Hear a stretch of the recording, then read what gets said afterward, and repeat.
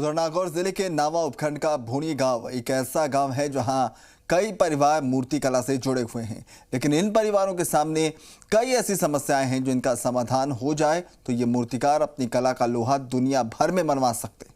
Report देखिए।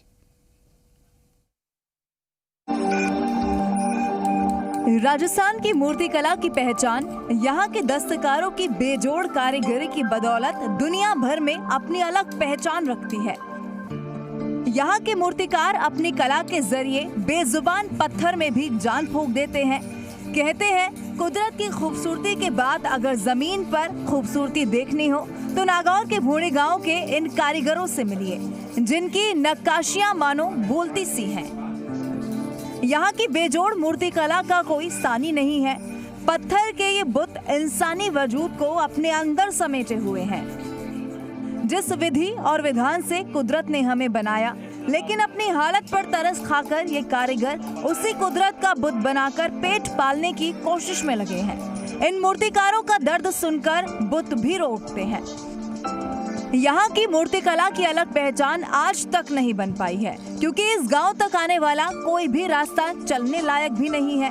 यहाँ 3 दर्जन से ज्यादा ऐसे कारखाने हैं जहाँ तकरीबन 150 से 200 मजदूर प्रत्यक्ष या फिर अप्रत्यक्ष रूप से इस उद्योग से जुड़े हुए हैं, लेकिन इन लोगों की सीधे सीधे कोई पहचान नहीं है, बल्कि मकराना और किशनगढ़ जैसे क्षेत्रों के दलालों के जरिए ही ऑर्डर यहाँ पर आते हैं।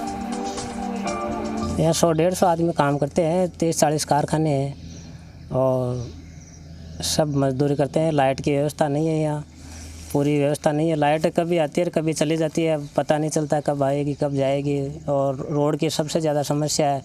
यहाँ किसी पत्थर की लग जाए तो न हॉस्पिटल की सुविधा न डॉक्टर है, कुचामण जाना पड़ता है, तब तक तो क्या पता क्या हो जाता है। सब समस्याओं में तो ऐसा है कि वर्तमान स्थिति को देखते हुए अभी भी ये गांव काफ़ी पिछड़ा हुआ है और यहाँ पे गवर्नमेंट की कोई योजनाएं भी नहीं पहुँच पाती है, जिससे क्या है कि जो कारीगर लॉबी है ये आधुनिक नए नवाचार नहीं कर पा रही है।